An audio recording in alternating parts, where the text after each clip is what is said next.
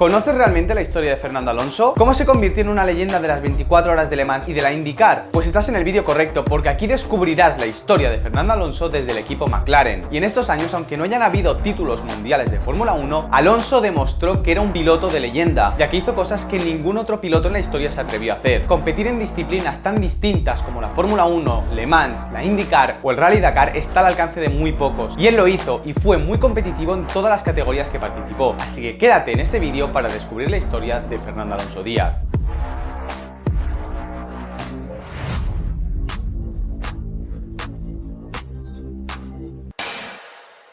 2015 supuso el regreso a McLaren. McLaren había cambiado muchísimo desde el año 2007, para lo bueno y para lo malo. Ya no era el equipo que estaba en contra de Fernando, lo que pasa es que había perdido toda la competitividad que tenía. Ahora McLaren estaba motorizado por Honda, los cuales sufrieron muchísimo en la introducción de los nuevos motores V6 turbohíbridos, ya que entraron a la competición un año después que los demás motoristas, y esto les lastró muchísimo. 2015 fue un año de muchísimos problemas de fiabilidad, y esto ya quedó claro en la pretemporada, donde aparte de romper muchas veces el motor, Alonso también sufrió uno de los peores accidentes de su trayectoria deportiva, cuando en la curva 3 perdió el control del coche de manera muy extraña y se chocó contra el interior del muro. Un accidente muy extraño y del cual tampoco se sabe mucho. Las causas reales de aquel accidente están un poco en el aire. Nadie sabe realmente por qué Alonso perdió el control del coche en aquella curva de manera tan extraña. De esta manera el asturiano se tuvo que perder el primer gran premio de la temporada por culpa de estas lesiones. Pero tampoco se perdió mucho, porque el inicio de la temporada fue desastroso. Abandonó en 5 de las 7 primeras carreras y tuvo que esperar hasta el Gran Premio de Silverstone en Gran Bretaña para conseguir el primer punto de la temporada con una 10ª posición. El McLaren iba extremadamente lento y tenía serios problemas de fiabilidad. Posteriormente en Hungría acabó quinto y fue la primera carrera en la que ambos coches de McLaren puntuaban en toda la temporada. Alonso y su compañero de equipo Jenson Button se lo tomaron con filosofía. Aparte de ser críticos con el motorista e intentar impulsarles para mejorar, también se lo tomaban con algo de humor, como por ejemplo Fernando Alonso en el Gran Premio de Brasil, cuando tras romper su motor Honda se sentó en una silla y empezó a tomar el sol. Pero a pesar de estos toques de humor, las cosas no iban bien, y de cara a 2016, Honda sabía que tenía que hacer cambios, ya que destituyó al jefe de motores de Honda. Y es que a la marca japonesa le costó horrores adaptarse a la nueva Fórmula 1. Sin embargo, en 2016, en las pruebas de pretemporada, parecía que el coche era un poco más competitivo que el de 2015. Bien es cierto que tampoco era muy complicado. Y aunque en el Gran Premio de Australia resultaron ser más competitivos que el año anterior, Alonso se tuvo que conformar en la clasificación con una 12ª posición. Al día siguiente, el domingo, sufriría uno de sus peores accidentes de toda su trayectoria, cuando a más de 300 km/h chocó contra el coche de Esteban Gutiérrez. Alonso salió volando, dio varias vueltas de campana hasta estrellarse en el muro. Sin duda es un accidente que te pone los pelos de punta. Alonso, a pesar de tener varias costillas rotas, pudo salir por su propio pie, y este accidente le hizo perderse el siguiente Gran Premio de la temporada, el Gran Premio de Bahrein, en el que le sustituyó Stoffel Vandoorne. En la tercera carrera de la temporada, el Gran Premio de China, Alonso vuelve a competir y consolida a McLaren como un equipo de media tabla, pero realmente luchaba por meterse en los puntos, hasta que llegó el Gran Premio de Mónaco, en el que los coches cuentan poco, pero los motores aún menos, y los que realmente marcan la diferencia son los pilotos. Alonso consiguió hacer una muy buena clasificación, y de cara al domingo llovía, y aquí la magia de Fernando salió a la luz. Consiguió terminar la carrera en 5ª posición con un McLaren que no estaba ni de lejos para entrar en los puntos. Alonso fue capaz de mantener detrás a Nico Rosberg con un Mercedes dominante, y esto demostró que Alonso seguía siendo uno de los mejores pilotos de la parrilla. Durante la temporada el equipo fue introduciendo mejoras, unas mejoras que le permitían a Alonso luchar realmente por entrar en los puntos. Sin embargo, en los grandes premios que no abandonaba por culpas de motor, Fernando era capaz de extraer el máximo rendimiento del coche y obtener la mayor cantidad de puntos posibles. De esta manera, durante este año pudieron minimizar mucho los daños. De cara a 2017, Alonso continuaría en Woking, pero esta vez su compañero de equipo ya no sería Jenson Button, sino que sería Stoffel Vandoorne. Pero la película no cambió mucho. Alonso tuvo que abandonar en las 4 primeras carreras de la temporada. Se auguraba una temporada de nuevo muy complicada, y Alonso empezó a interesarse por otras competiciones. Tanto es así que no compitió en el Gran Premio de Mónaco de 2017. Sin embargo, sí que corrió ese día, pero lo hizo en las 500 millas de Indianápolis, y desde el inicio se mostró muy competitivo en una disciplina y un coche que no conocía. De hecho, para las 500 millas de Indianápolis, una de las 3 carreras más importantes del mundo, junto con el Gran Premio de Mónaco y las 24 horas de Le Mans, salía en 5ª posición y estuvo liderando la carrera durante muchas vueltas. Era uno de los favoritos para llevarse la victoria. Sin embargo, a 21 vueltas del final, cuando Alonso rodaba en 7ª posición, tuvo problemas con el motor, y su McLaren Honda del el equipo Andretti tuvo que ser retirado. A pesar de esto, las 500 millas de Indianápolis fueron todo un éxito. Alonso en su debut estuvo luchando durante muchas vueltas para poder ganar la carrera. Una carrera extremadamente complicada de ganar. Hay 33 pilotos y la igualdad en la IndyCar es máxima. Es una carrera muy larga en la que todo puede pasar. Y Alonso, a pesar de la rotura y el abandono, tenía muchos motivos para estar sonriendo. Después de esta carrera, volvió a la Fórmula 1 y antes del descanso veraniego, anunció que de cara a septiembre daría novedades sobre su futuro. Alonso afirmaba que al año siguiente estaría luchando por ganar carreras, y esto con McLaren en la Fórmula 1 parecía imposible. Se empezaba a entrever que Alonso competiría en otras categorías. Sin embargo, ocurrió una cosa que lo cambió todo. McLaren, tras la falta de rendimiento del motor Honda, decidió que de cara al año siguiente no continuaría con Honda como suministrador de motores, y el proveedor de las unidades de potencia sería Renault, una marca que Fernando conocía muy bien. Así que esto, sumado a un contrato de 36 millones de euros, hizo que Alonso se quedase un año más con el equipo inglés. También hay que destacar que aunque Alonso siguiese un año más con el equipo McLaren, durante noviembre de 2017 hizo su primer test con el equipo Toyota del Mundial de Resistencia. Y como siempre, fue coger el coche y ser competitivo. Durante esos tests, Alonso marcó el quinto mejor tiempo. Y de cara a 2018 compaginó la Fórmula 1 con el Mundial de Resistencia y las 24 horas de Le Mans con el equipo Toyota. En la Fórmula 1, el cambio de motor a motores Renault le hizo a McLaren dar un salto en competitividad. Tanto Alonso como Van Dorn ahora eran mucho más competitivos. De hecho, en la primera carrera consiguió una quinta posición, algo que parecía imposible en las temporadas anteriores. Ahora parecía que McLaren era un equipo que estaba de manera consistente en los puntos. Y durante el Gran Premio de Azerbaiyán, tras un golpe con Sergei Sirotkin, vimos una de las imágenes más espectaculares de toda la trayectoria de Alonso, cuando dio toda una vuelta entera al circuito de Bakú a 3 ruedas. Ver entrar ese coche torcido en el pit lane es algo que te pone los pelos de punta y demuestra el carácter de nunca rendirse de Fernando Alonso. En paralelo, también compitió en las 6 horas de Spa-Francorchamps del Mundial de Resistencia con el equipo Toyota. De hecho, ya en su primera carrera consiguió la pole junto con sus compañeros Buemi y Nakajima. Al día siguiente conseguía su primera victoria del Mundial de Resistencia, y era la primera victoria de Fernando Alonso desde el Gran Premio de España de 2013. Y esto no fue todo, sino que también consiguió la victoria en una de las carreras más importantes de todo el planeta, las 24 horas de Le Mans. En su debut consiguió ganar la carrera y es una de las victorias más importantes en toda la trayectoria de Fernando Alonso. Tras ver los éxitos que estaba consiguiendo en otras categorías y el afán que tenía Fernando por probar nuevos coches y probar otras disciplinas para de esta manera ser un piloto mucho más completo, le hizo tomar una decisión sobre la Fórmula 1. A mediados de agosto de 2018, Alonso anunció que sería la última temporada que competiría en Fórmula 1. De esta manera anunciaba su retirada. Y en 2019 se centró en el Mundial de Resistencia y en las 500 millas de Indianápolis. Pero la primera carrera de la temporada no fue de ninguna de estas dos competiciones, sino que compitió en las 24 horas de Daytona de la IMSA, la categoría de resistencia de Estados Unidos. De hecho, consiguió alzarse con la victoria. Esto le permitió a Alonso ser el único piloto en toda la historia en ganar el Gran Premio de Mónaco, las 24 horas de Daytona y las 24 horas de Le Mans. Y en el WEC consiguió cosechando títulos. Ganó las 1000 millas de Sebring, las 6 horas de Spa y repitió victoria en las 24 horas de Le Mans. Y es que los grandes resultados en la temporada del WEC le permitieron a Alonso alzarse con el título mundial de resistencia. De hecho, es el único piloto en toda la historia en tener un título mundial de Fórmula 1 y del mundial de resistencia. Y aprovechando la buena relación que tenía Fernando con Toyota, Toyota le dio la oportunidad a Alonso de probar su Toyota Hilux que competía en el Dakar. Y tras varios tests, uno en Sudáfrica y otro en Namibia, los rumores de que Alonso competiría en el Dakar de 2020 se disparaban, algo que después se confirmaba. Alonso participaría en el Rally Dakar y su compañero de equipo sería un tal Mark Coma, 5 veces campeón en la categoría de motos. Pero Alonso jamás había competido en un Rally Ride y era una disciplina muy distinta a las que estaba acostumbrado. Alonso toda la vida había corrido en circuito y esto significaba competir por pistas y por el desierto, así que se tuvo que preparar muy bien antes de ir al Dakar. Hizo varias carreras y muchísimos tests en los que demostró ser muy competitivo a pesar de estar en un terreno que él no conocía. Y no es solo ir rápido, sino también saber orientarse y leer el roadbook, porque no olvidemos, hoy en día la clave para ganar el Dakar no es solo ser rápido, sino también saber orientarse para poder pasar por los waypoints y evitar perderte, algo que es muy fácil. Pero Alonso demostró ser muy competitivo en los tests que disputó, así que durante el año 2019 hizo varios tests. Un año 2019 en el que también intentó competir en las 500 millas de Indianápolis, sin embargo no se pudo clasificar de cara a la carrera. Pero lo bueno vino con el Rally Dakar de 2020, una experiencia que Alonso jamás olvidaría. De hecho, se demostró bastante competitivo, terminando el rally, una de las pruebas más duras y difíciles de todo el automovilismo, en 13ª posición. Este rally es un rally durísimo de más de 2 semanas en la que todo puede pasar, y lograr terminar el rally en tu primera participación es todo un logro, y hacerlo en 13ª posición es algo al alcance de muy pocos, y más teniendo en cuenta que Alonso únicamente se había preparado durante un año para correr el Dakar, nunca antes había competido en Rally Ride. Durante 2020 Alonso volvió a competir en las las 500 millas de Indianápolis tras la espina que le quedó clavada el año anterior tras no poder clasificarse. Sin embargo, la edición de las 500 millas del año 2020 tuvo que ser aplazada por la situación mundial y se disputó el día 23 de agosto. De cara a la salida salía en la posición 26ª, terminando la carrera en 21ª posición. Y esta fue la última participación de Alonso en las 500 millas. Veremos a ver qué pasa en el futuro, pero tiene pinta que Alonso algún día irá a por la triple corona, así que seguramente lo volvamos a ver en las 500 millas de Indianápolis. ¿Por qué fue la última vez que compitió en las 500 millas? Pues porque en julio de 2020 anunció su regreso a la categoría reina, a la Fórmula 1 con el equipo Alpine. Volver a la casa a la que le dio 2 títulos mundiales le permitió en el Gran Premio de Abu Dhabi de 2020 volver a conducir el coche con el que fue campeón, su Renault R25, un coche que puso los pelos de punta a todos los que estaban en el circuito. Tanto sonaba ese coche que hasta el propio Hamilton le sorprendió.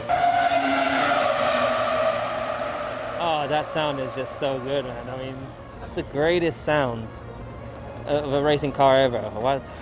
I hate that they got rid of it. Alonso en su regreso no solo se vio afectado por la falta de ritmo de su Alpine, sino que también estar 2 años sin conducir un Fórmula 1 le pasó factura. Aún así, en la primera clasificación del año, Alonso terminó por delante de su compañero de equipo. Lo que pasa es que en la primera carrera de la temporada se vio obligado a abandonar porque el envoltorio de un sándwich se le quedó en el conducto de refrigeración de los frenos, haciendo que estos se sobrecalentaran y provocando el abandono del asturiano. Para el Gran Premio de la Emilia-Romagna, Alonso fue superado por Esteban Ocon, su compañero de equipo, y se empezó a cuestionar la competitividad del asturiano, pero Alonso con el paso de las carreras demostró que estaba en un nivel de forma formidable. De hecho, en el Gran Premio de Hungría vimos una de las batallas más brutales entre Alonso y Hamilton, cuando el asturiano bloqueó a Hamilton y se defendió con uñas y dientes para que su compañero de equipo, Esteban Ocon, pudiese ganar su primera carrera en la Fórmula 1. La defensa que hizo Alonso fue lo que le permitió a Ocon ganar esa carrera, porque si no Hamilton venía muy rápido por detrás. Y gracias a estas grandes actuaciones, el equipo Alpine prorrogó el contrato de Alonso un año más, pero sin duda lo mejor de esa temporada estaba todavía por llegar. Alonso en el Gran Premio de Qatar, a final de año, conseguía subirse al podio después de 7 años. 2022 fue más de lo mismo, un coche Alpine que estaba regularmente en los puntos, y que si pasaba algo podía sonar la campana. Por ejemplo, en el Gran Premio de Australia, en la clasificación, Alonso venía haciendo una vuelta para conseguir la pole. Lo que pasa es que en las últimas curvas tuvo un problema hidráulico con la caja de cambios de su coche que le hizo salirse de pista y por tanto no pudo conseguir la pole, pero tenía pinta que gracias al tiempo que estaba marcando iba a conseguir la pole. Y es que el Alpine realmente tampoco era un mal coche. Sin embargo, las tensiones con el equipo y su compañero de equipo fueron creciendo a medida que pasaban las carreras, y a esto se le sumaba que el equipo Alpine tenía muchos abandonos y dejaron escapar muchísimos puntos, pero sin duda la situación dentro del equipo, sumado a que Lawrence Stroll y el equipo Aston Martin estaban invirtiendo una millonada en mejorar sus instalaciones y su coche, hizo que Alonso de cara al año siguiente fichase por el equipo inglés, ya que parecía que tenía un futuro muy prometedor. Y 2023 regresó la ilusión. Durante el invierno se rumoreó que Alonso podía conseguir la victoria 33, y realmente durante la primera parte de la temporada podía ser posible. Aston Martin era muy competitivo y en las primeras carreras consiguió varios podios y grandes resultados. Sin embargo, a medida que fue avanzando la temporada, el desarrollo del coche no pudo seguir el de sus competidores y poco a poco Aston Martin fue perdiendo ritmo. No se convirtió tampoco en un coche lento, sino que ya no podía estar luchando de manera regular por conseguir podios y victorias. Alonso en 2023 terminaría en el Mundial de Pilotos en 4ª posición y Aston Martin en la 5ª, después de que a medida que avanzase el campeonato, poco a poco el coche fuese perdiendo ritmo. De cara a 2024 el equipo no está siendo lo competitivo que se esperaba. En la primera parte de temporada estaban luchando por puntos, ahora es algo bastante más complicado y parece que al coche le falta competitividad. Veremos a ver cómo avanza la temporada 2024 y qué pasa en el futuro, porque a Alonso todavía le queda tiempo en la Fórmula 1. No sabemos cuánto, pero quizás el contrato que tiene actualmente pueda ser el último, así que tenemos que disfrutar lo máximo que podamos de uno de los mejores pilotos de toda la historia. Y quién sabe, quizás en 2025 Aston Martin presenta un coche competitivo que le permite a Alonso volver a luchar por podios y victorias. No olvidemos, Aston Martin está invirtiendo muchísimo dinero y está fichando a grandes nombres. Esperemos que el año que viene Alonso tenga un coche en condiciones. Pero lo que está claro, Alonso no se va a retirar del automovilismo. Si no está en la Fórmula 1, seguramente esté en otra categoría. Y es una suerte que hayan pilotos como Alonso que les encante conducir. Cuando no está subido en un coche de Fórmula 1, está subido en un kart o en cualquier otro tipo de coche. Y esto es algo que muy pocos pilotos se atreven a hacer, porque hacer esto significa que puede ser que si coges otro coche no seas competitivo, pero a Alonso esto le da igual. Él sale de su zona de confort y cualquier cosa que tenga ruedas, Alonso lo conduce. Así que sin duda es uno de los mejores pilotos de toda la historia y seguramente uno de los más completos. Y ahora te animo a ti a dejar en los comentarios quién crees que es el mejor piloto de toda la historia. Te leo en la sección de comentarios.